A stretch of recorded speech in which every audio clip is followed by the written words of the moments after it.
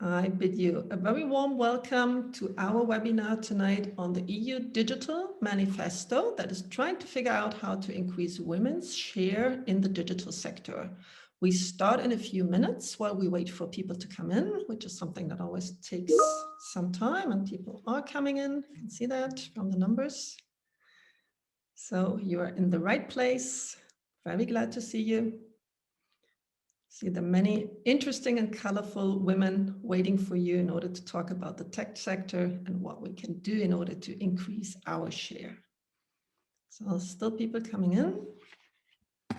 And if you want to start while you're waiting to read our digital manifesto without getting too distracted from what we're doing here, you find the link in the chat. And if you want to comment, you can also do that in the chat. Unfortunately, we won't have time for question and answers once we get started because we run on a very tight schedule, but you're quite welcome to leave your comments in the chat and we'll read them carefully. Also, if you have any questions, the moderators of the panel might be able to pick them up. Somebody says they're not seeing the link in the chats. Oh, okay. Annika, can you copy it? You send it just to the panelists. Can you copy it and send it to all attendees, please? Okay, I'm seeing a lot of appreciation for this panel.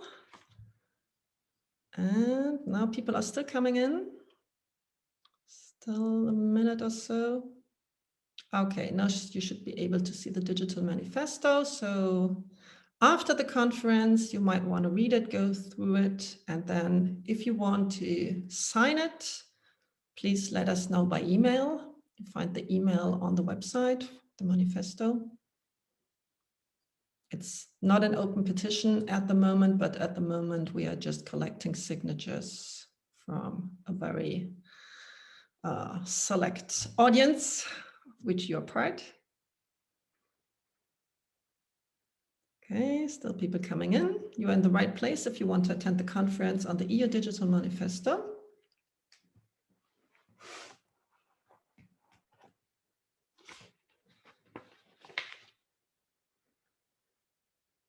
Quite a lot of people here. And well, 3 minutes after 6 o'clock. I think we can get started. So I will. Perfect. So a wonderful evening again to everybody. I very much welcome you to the conference on the EU Digital Manifesto with very concrete and great proposals on how to increase the share of women in the digital sector. My name is Alexandra Geese. I'm a member of the European Parliament for the German Green Party, for the European Green Party. I work on digital affairs, I work on budget affairs, and this is why I started this conference. Because the European Union has decided on a huge fiscal stimulus program called Next Generation EU in order to restart and modernize the European economy on the background and in front of the background of the crisis our economy is going through because of COVID-19. And this is very important. And it has very good goals because 20% of the 607 billions, which is a huge amount of money, are going to the digital sector and 37% are going to the green transition. And this is something we know we all need in Europe. We need the green transition, we need the digital transition. But from a feminist point of view, I have a few concerns because what we have seen in this crisis is that women are hardest hit. It's women who are staying home with their children, who are teaching their children. It's women taking on all the additional household chores. It's women who are relinquishing their job, who are reducing their working hours in order to take care of their families. That is very clear. And there's a new study every day confirming this. On the other hand, this is not a typical crisis that hits the industry. This is very different from 2008 or 2009, where really man's job, the industry was hit, while jobs and services were still increasing. Now, this time it's the services, and especially client-facing services, services close to people, education sector, even in the health sector, tourism, restaurants, everything where women work. In the first part of the crisis, I often talked to employers associations, and the ones that had the most problems were all those with a huge share of women in their employment. And now we are seeing it from every statistics. Italy, which is the country that benefits most from Next Generation EU, from this huge fiscal stimulus program, has experienced that 70% of the new unemployed due to the crisis are women. And that doesn't fit together with the fact that we are putting money, and rightly so, in the digital sector, 20% of the 670 billion, where only 17% of employees are women. So this is why we started the Digital Manifesto. This is why we are doing this conference, because we know we need to invest in increasing the share of women in the digital sector for many reasons. And this is not for charity. It's not even only for gender equality, which is very important and dear to my heart, but it also makes sense from an economic point of view. And this is a situation that is not going to fix itself, because if we pour all this money into the sector, the money is going to go to the men in that industry mainly. So when we talked about this, people asked me, well, I realize you're right, but how are we going to do this? We need to encourage girls from a young age to study computer science, to study STEM, and then maybe we have enough experts in 20 or 30 years. And I said, no, this is not the right way. We do have solutions. We can implement projects, we can implement measures in order to make sure that women will be pouring into the digital sectors in the next 2 or 3 years if we use the funds under Next Generation EU correctly.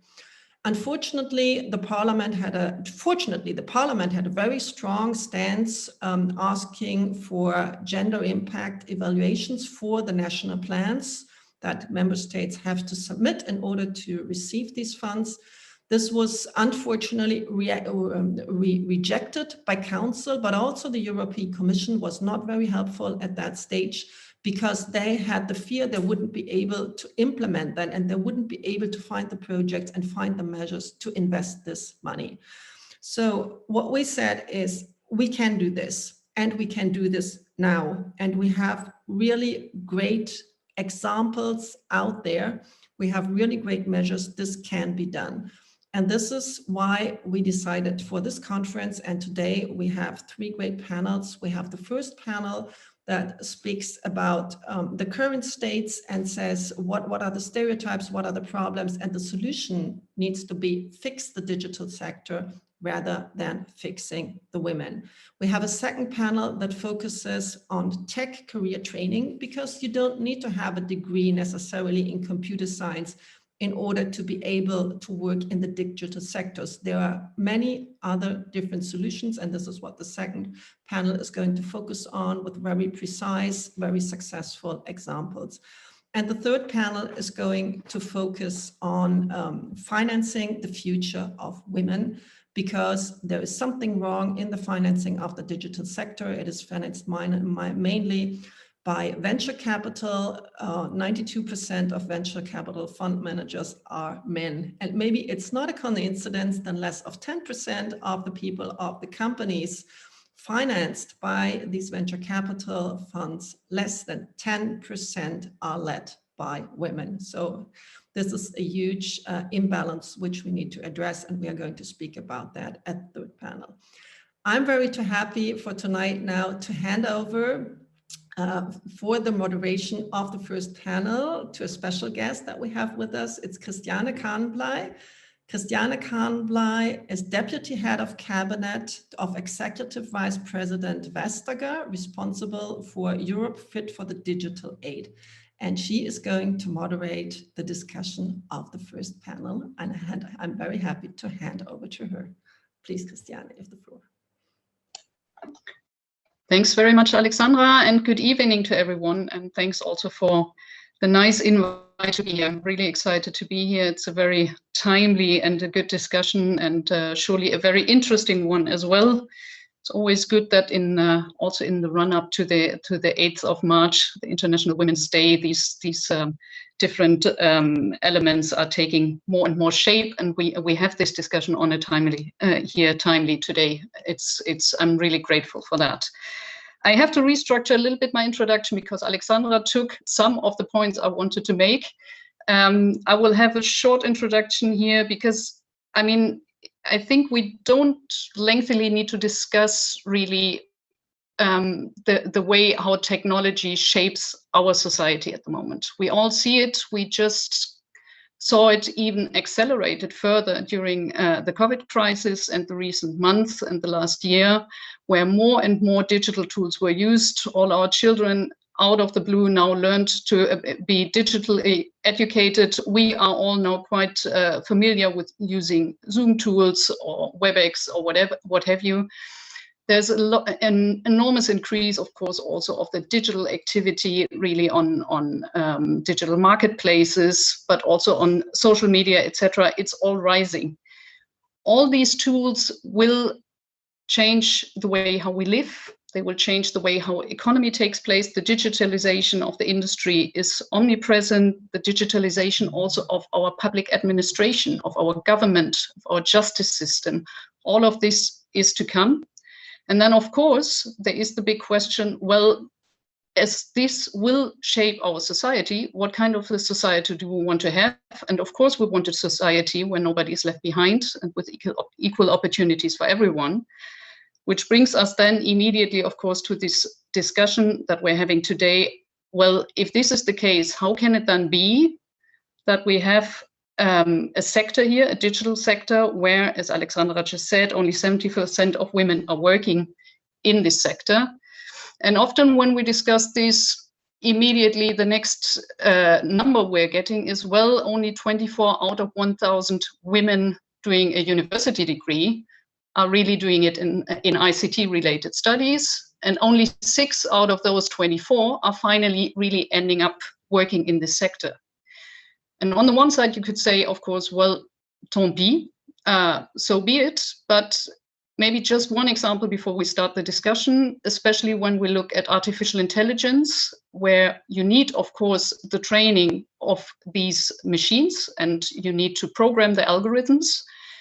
If this is done mainly by men, and let's be honest, mainly at the moment still by white men, it might not be so terrible if the music streaming algorithm gets it wrong. We hear music we don't want to hear, okay, we click it away, fair enough.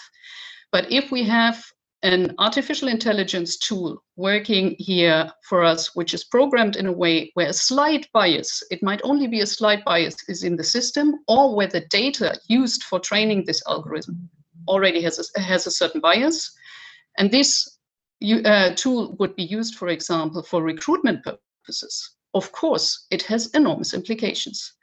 So we better get a grip on how we really deal with the question of female participation in the sector. And I'm more than happy to have this discussion today with 3 very great women here. First of all, we're very honored to have here Francesca Bria with us.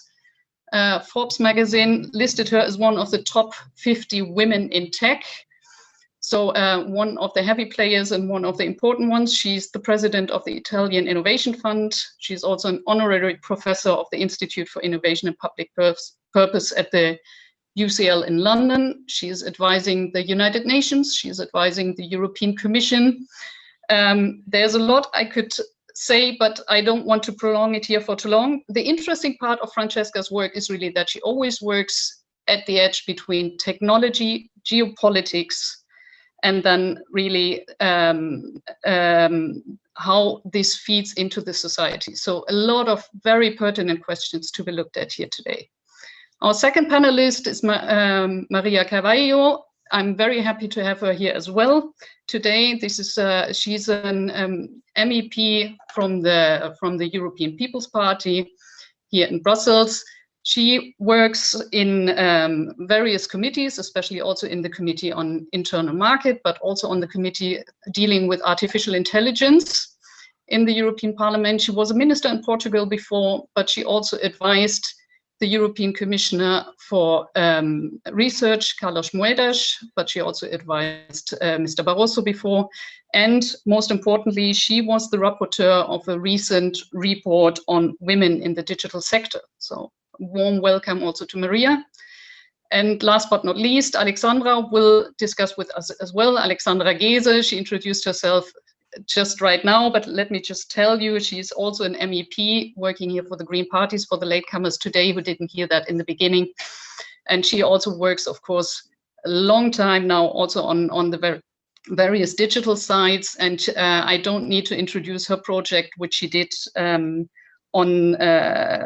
really pushing here forward that the recovery money is spent towards female interaction and female economic activity in the years to come. With this long introduction, and apologies for that, I would really like to kick off maybe with Francesca, first of all. I would like to quote you, because you had in one of your publications, you once said, there's no digital revolution without a feminist revolution, which is of course a wonderful quote to be taken for us. But I would really like to see, do you really see it that strictly, that we really need a full feminist revolution in order to get the tech sector right? Because I think we hopefully don't need to discuss here the stereotype of saying we need the women just need to get better and then it's all fixed. And with that, I hand over. Francesca, please. Thank you very much. And first of all, it's a real pleasure to be here. And thanks for organizing this event, because I think obviously this is very timely, but also I want to be optimistic, because I think we do have an opportunity, which is probably an historic opportunity to put these kind of issues forward now that we are going to go through a transformation of our economy and society due to the shock and the crisis we are living. And I think if we really want to see a greener, a more sustainable, a digital, and more equal future, we have to put gender equality at the very center, and then have a conversation not only about what are the problems, what are the things that must be fixed, as you just said, but also practically, how should we do it? And I think here we have a lot of examples and people that are able to put forward projects, to assess them, to measure them, and to give also methodologies that will enable us to make sure this is happening. So coming back to your quote, yes, that's true. I always say that the digital revolution must also be a feminist revolution.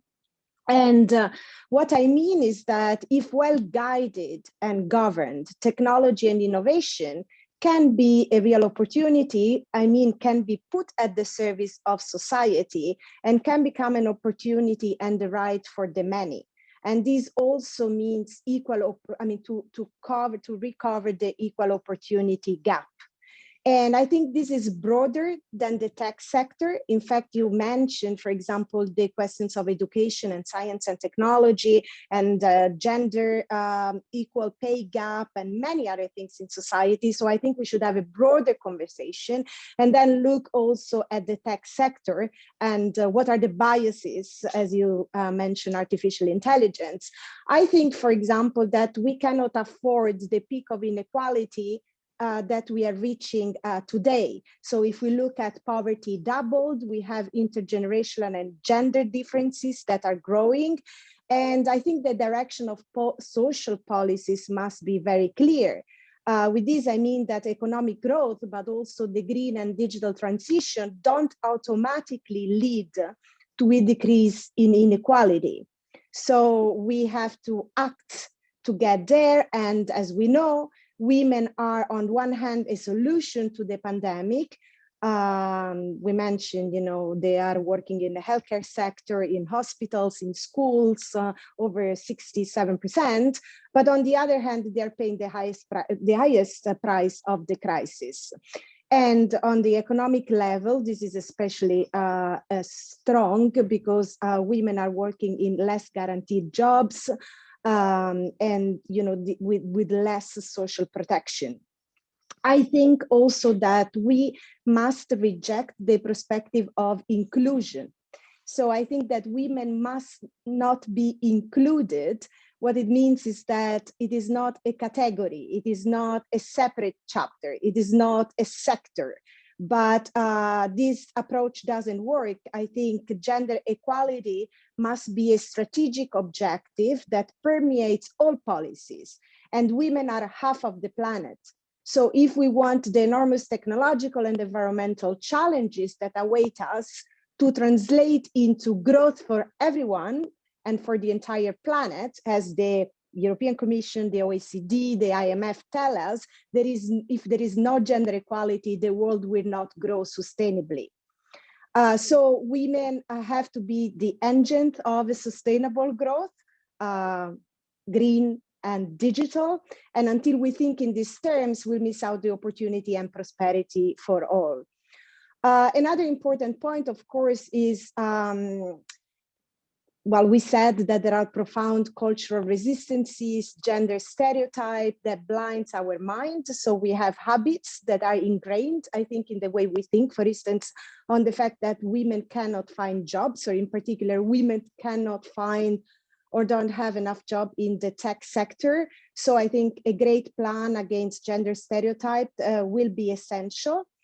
And of course, we cannot hide the fact that when we look at STEM, there is a huge gap. I mean, you just said the numbers, less than 30% of the women, according to the UNESCO, employed in STEM research are women. I think this number gets lower in countries like mine, like Italy.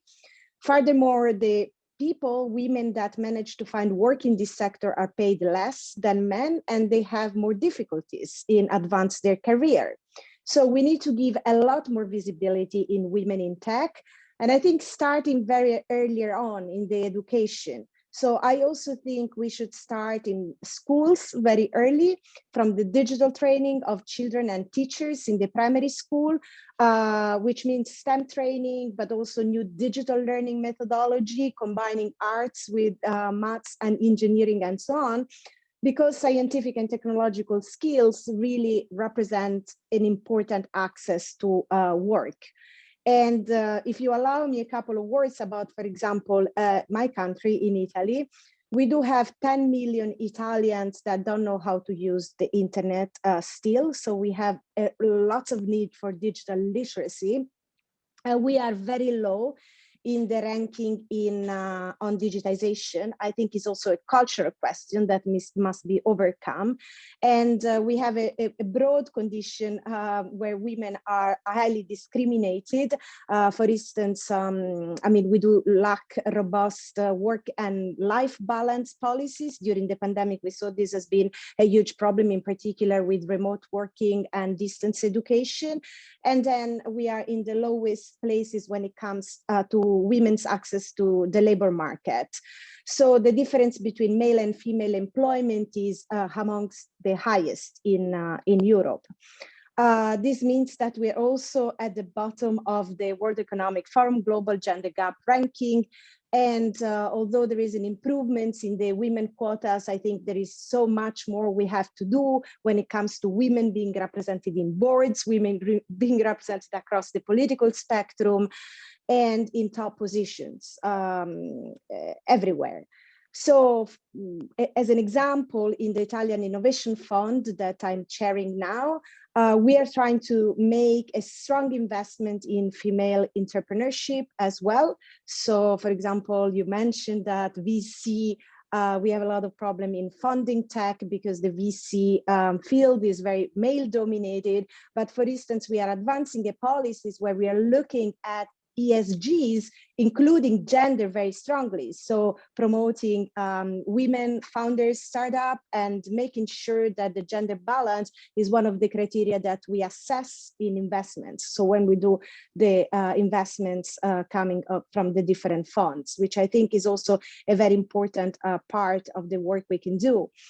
So I think just to conclude maybe my intervention here, because I think that, as I said, this is a complex problem that concerns all sectors in society. So it's central to what we do as policymakers, as entrepreneurs, and as just women being active in this field. I think that we have a very strong opportunity with the Next Generation EU. And we should be able, as Alexandra said at the beginning, to verify that the resources actually go to women. And we must evaluate and monitor the gender impact of each individual project in the way the money is invested. So if we have, for example, 60% of investments in sectors that are still very much male, we have a very strong male presence still, unfortunately.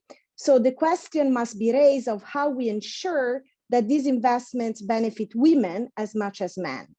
And so many of the decisions and the measures that are taken at a political and economic level, which penalize women, are not assessed according to the gender impact. So this has to change, and we can fix it, starting probably from an adequate level of governance that should be built to manage these investments equally composed of men and women, and a very strong attention to the local governance of the processes. And really to conclude, under the Italian presidency, for example, the G20 Italian presidencies, we have built a roadmap on women's empowerment, indicating all the objectives to be pursued in the direction of gender equality. And I think it is an absolute novelty, and it can mark a turning point if it is done correctly. So we will ask that the roadmap is built with quantifiable and measurable objectives that can verify the process, that can verify the progress that this is happening. And if governments interpret it this way, I think it could represent a strong change. So we can focus on a few goals, but make them quantifiable and monitorable. This would be my real advice, because in this way we can learn from how, not only what are the problems, but how we fix them. So what are the methodologies, and make them verifiable for everyone, so that we can build on what we achieve and we can get stronger in the future. Thank you very much. There was a lot. I noted down an awful lot of good ideas and also elements for further discussion. But before I come back with additional questions, I would very much like to get Maria here also into the debate. Francesca just did a tour de table, I think, on various aspects. Would you, following especially your report on women in the digital sector, would you share the analysis? And especially as this first panel, of course, focuses also on the stereotypes. My big question is really a lot of feedback often is in a way to say, well, we just need to get the girls and the women interested, and then it can all be fixed. I need to come here a little bit with this stereotype. Just we have to get them interested, and then it will all work out. And based on what you did and the analysis also you did in your report, Maria, would be grateful to hear your views on that. Thank you very much. Thank you very much for the invitation, and I want to congratulate my colleague Alexandra Geese for this initiative and for the invitation. It's a fantastic panel. And thank you, Christiane, for the moderation. And I also want to say hello to all the panelists and to everyone that is following us on remotely, unfortunately. So in the report, we have done mainly three tasks. First, analyzing the data. Most of the data you have, also some of the data you have yourself, and Alexandra have mentioned it. And I only want to add one data that is very worrying. So we have 17% of, as it was said, of people that are working in ICT are women, but also 17% are the students, is the same percentage, is not increasing. And we have a study that was commissioned by the European Parliament while we were doing this report, that shows in the inquiry that less than 3% of young girls from 6 to 10 have responded positively to the idea of becoming ICT professionals when they are grown up. That is very worrying. 3%, less than 3%. So if we don't do anything, we have a problem. So we have analyzed quite data not only on the entrance, but also the phenomenon, the leaky pipeline phenomenon, because in the digital, we have two problems. We don't attract enough women, and we have more women abandon the studies and their professions in digital than in other fields. This happens a bit the same in all professions that are very much dominated by men. Women do not feel so confident, do not feel so comfortable, and they try. There is a tendency that there is dropout much more than average, but in digital, this phenomenon is very, very obvious. So we also have to address this, the career development. So we have analyzed data, we have tried to identify the sources why this is happening, both why we don't attract enough girls to study and why they abandon, and we do some recommendations. So I don't have time to go into details, but the causes on the attraction of young girls to go to ICT, what we see from many studies is that we need to act very early. It's in a very early age that girls and boys choose what they want, the area, not in a very detail, but the area that they want, the area of health or more social or more engineering or ICT. And there is this stereotype that the nerd is a little boy working with the computers, is usually never a girl.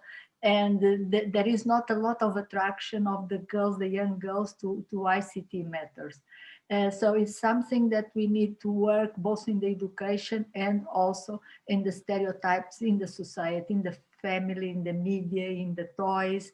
So there are a lot of actions that we also have in the third part on the recommendations. And we have analyzed why women drop out more on this field than the others. There is the critical mass. There is very few women, so they don't feel comfortable. They tend to change careers or just to abandon. And there is also difficult to progress in the career in this area, especially in the big tech companies. So there is a lot in the end, a lot of recommendations.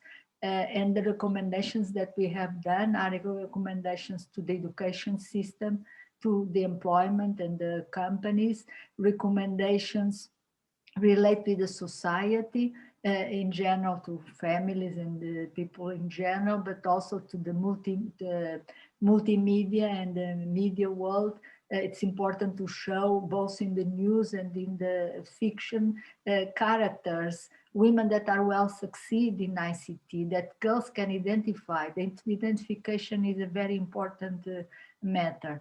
And we also have a chapter with recommendations for the funding authorities, that the funding agencies, both European Commission, but also national, public and private. And we recommend that the diversity in general of the teams is a very important positive factor. And we suggest that the diversity, namely the gender diversity, should be taken into consideration in the evaluation of proposals, research proposals, proposals for funding. And so this is a general recommendation. And actually in the reports that I have been involved, like the European Institute of Innovation and Technology, the EIT, that we finished the negotiations just not long ago, we have managed to include as a secondary criteria, what I mean, with the equal score in the excellence, you should pick up and finance the proposal that has more women in the teams and more women as a coordinator of the teams. We are actually, I have delivered today a new report on high performance computing, the HPC joint undertaking that I'm the rapporteur, and there the situation is even worse in terms of gender than in the general digital. It's very dominant by men. And we have done the same recommendation that the special attention needs to be paid to the diversity and the attraction of women to these fields. So again, also we have the recommendation specific to the recovery plan, that this should be also a criteria for the financing of projects to make sure that we also have women in the teams that apply in the different areas of the economy and the society for the recovery plans, because we are not talking about only half of the population. We have to recover the full population. And we should do this, and it's a big task that we have in front of us for many reasons. One of them is fairness. We cannot have an extra source of discrimination. If we don't act, digital is going to be the worst source of discrimination of this century, because it's like not to knowing read or writing like it was in the past. So we cannot afford that.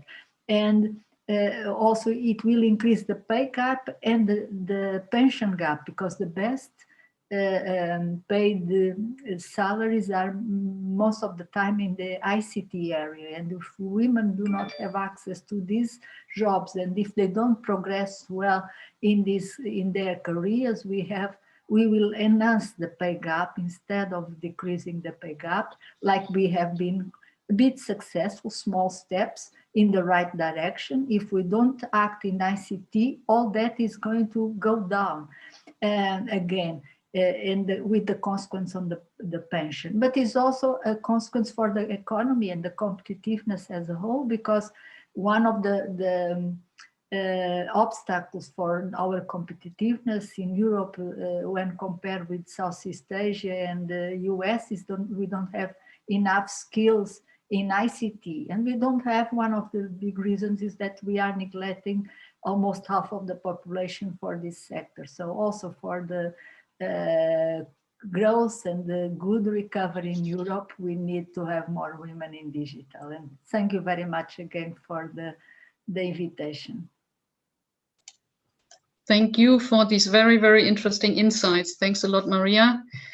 I hear already some convergence here on ideas on how to tackle things, which is very, very good to hear and well noted, especially as regards education, especially as regards how we also look at our investment projects. I think these are very important points.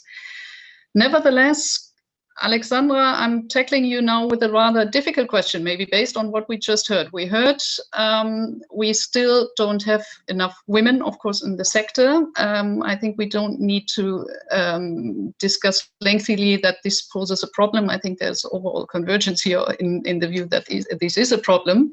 But we also hear that at the moment, the prospects are not very high on for the next years, that this will change rapidly.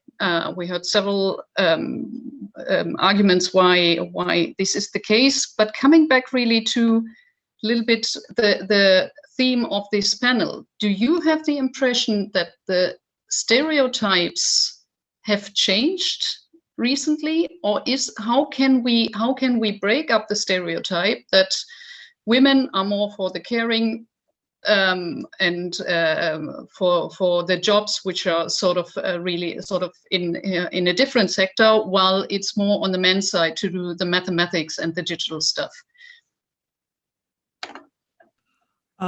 Yeah, thank you for the question, Christiane. I think it's not improving. That's my personal feeling. You know, I was the kind of girl who was very good at foreign languages and hated math. And so people told me, oh, well, I mean, you're a girl and you're good at languages, don't worry, you get through school anyway. And I never studied math. And then I tried to study economics later and I realized, well, you really, and political science, and you really need all that math. And I had to teach it all myself. And I could have paid attention in school. If anybody had told me it would be helpful later, I would have learned that and not gone through all that hassle. And now I have, in Germany, we have the system in high school, like in the last 2 years, you have to choose the subjects you really want to focus on.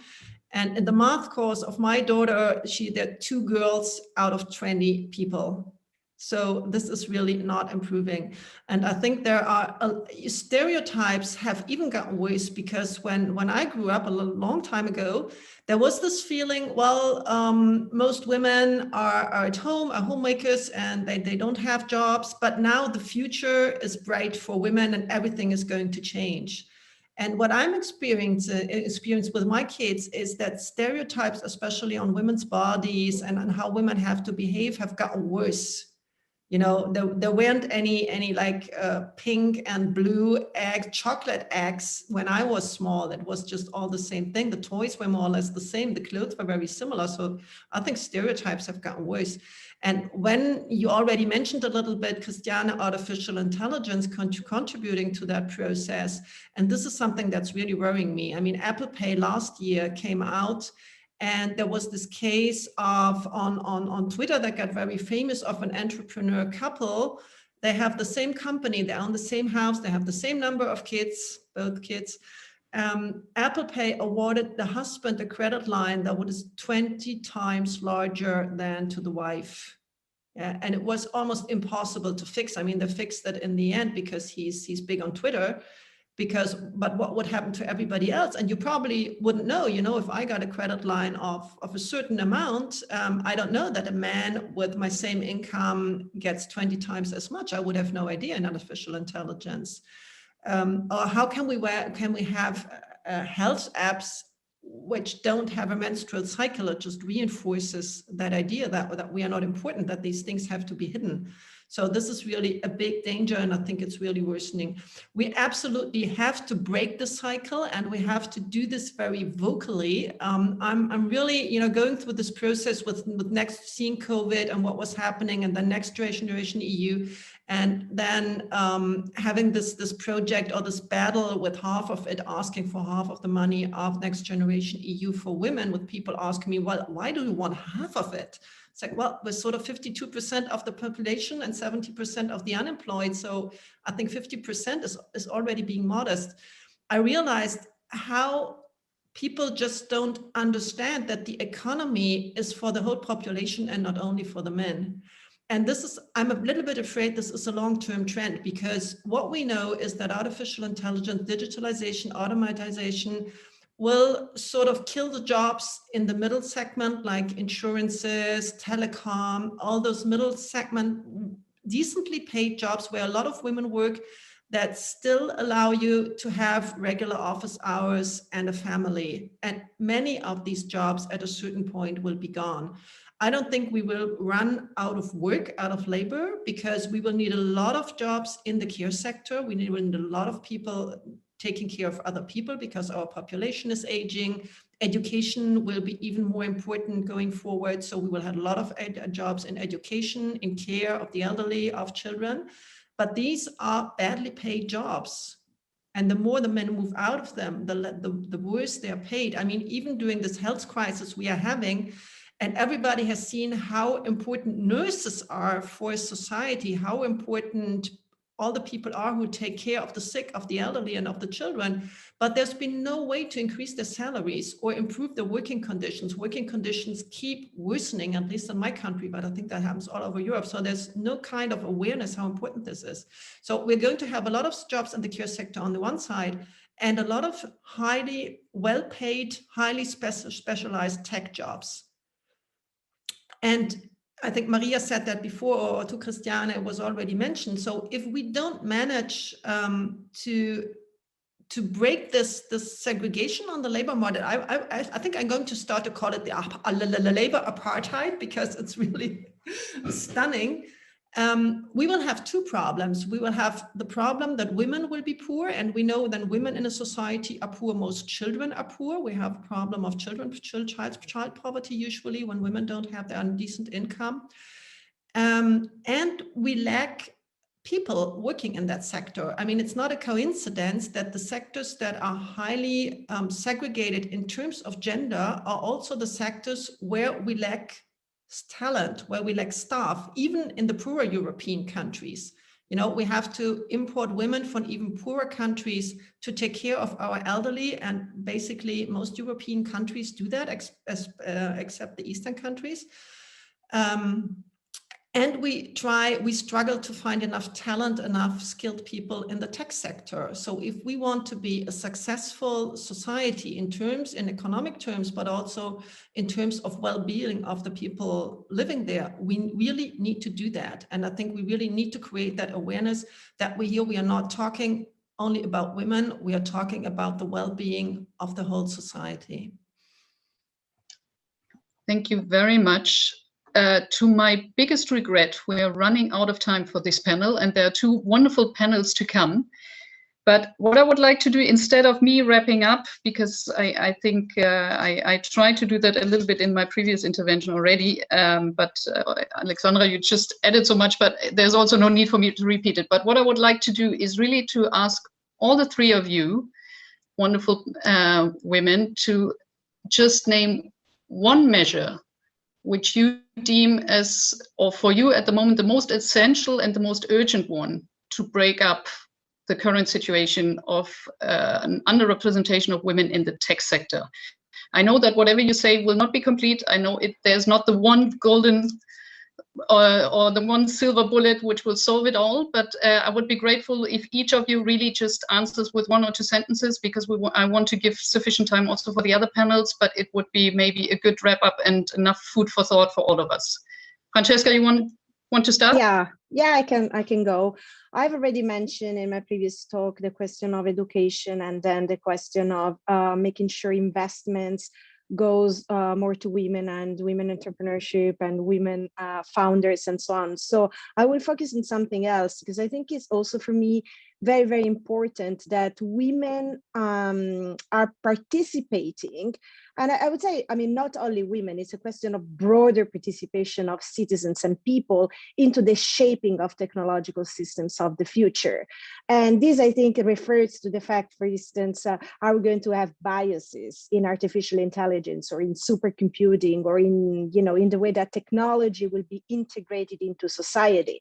Those biases are not going to be only about gender. They're going to be about race, socioeconomic backgrounds. They're going to discriminate people. There is question of what happens with our data. There is questions about ethics that must be addressed. So we are building very complex systems that are going to be integrated into the very functioning of essential and critical infrastructures and services that run society: healthcare, education, cities, and so on, and our governments as well, government services. So if those are not shaped with the participation of a variety, so including diversity and a variety of us, of citizens representing all kinds of instances in societies, we are going to be discriminated.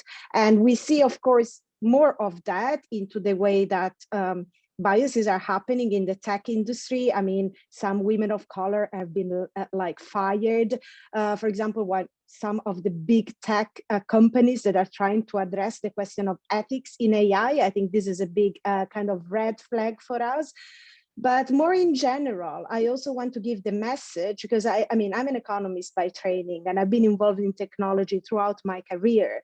And, technology is not only about engineering, science, and maths. I mean, it is true that you have to go through those, but it is absolutely critical to have social science expertise, anthropology, to understand design, to understand, gender impact, to psychology. So multidisciplinarity and diversity in the way we design and shape those systems.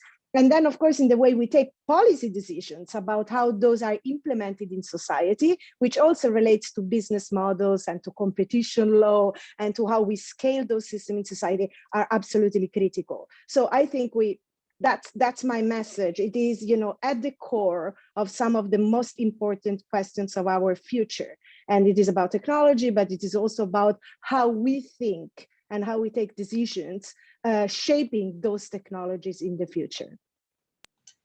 Thank you so much. Maria? Yes, I think that we really need to act in all the fronts, from education to employment to society. But one fact is that Alexandra was saying things are not improving. It's not improving in general, and they're not improving in ICT in particular. We had better figures for women in ICT in the 80s. In Switzerland, in the US, we had more women in computer science than we have today. And in my own country, Portugal, that we have been quite successful in attracting women to STEM in general, we are not so successful in ICT. The same approach of working in schools, attracting young girls to science that we do. We have quite successful in physics, mathematics, bio, very successful, but not in ICT. And I think that is the weight of the stereotypes. So I would like to see a major campaign of media with that would try to knock down these stereotypes and to show, for example, a famous TV series on streaming where the major characters, the stars are computer engineers, women like normal women, maked up, well dressed. This has, for example, this kind of things has played a very important role of attracting women in the past to law. All these series about famous, well-succeeded lawyers in the US attract many girls to go to law. Why not to have some actions to, of course, the media has changed. Now we have social media, we have streaming, but on these campaigns to show that ICT is a girl thing and they should like ICT. That is probably my proposal, to try to break a bit the stereotypes that we still have. Thank you, and thank you again for the invitation. Thank you so much, Maria. And the last word goes to Alexandra. Yeah, I will be brief because this is time of the second panel already. I think we need to do gender impact assessments for every kind of public investment, absolutely, and gender procurement, gender sensitive procurement. This is really a way I think that the public authorities have to shape to be a role model and to shape what's going on in the economy. And I'm quite happy that even if we didn't get the gender impact assessments in the regulation on the recovery and resilience facility, which is going to provide all this money I spoke about in the beginning, but still the Commission guidelines say very clearly that the national plans have to promote gender equality, have to explain very clearly how the plan is going to fulfill that. And I think gender procurement can be a very powerful instrument there. And I know in Italy, the discussion is going on having the gender impact assessments on the national plan. I think Spain is doing it as well. I think those are really powerful instruments where you can really well analyze the situation and do what is best for the whole of society. Thank you. Thank you very much. And a big thank you to this wonderful panel. It was a rich discussion and lots of food for thought. And I don't want to prolong it here any longer. It's just a big thank you. And I apologize for going slightly over time on the first panel. And I hand directly over to the next panel and wish all of you a continued very interesting evening. Thank you. Thank you. Thank you very much, Christiane. Thank you very much, Maria. Thank you very much, Francesca. Great that you've been with us.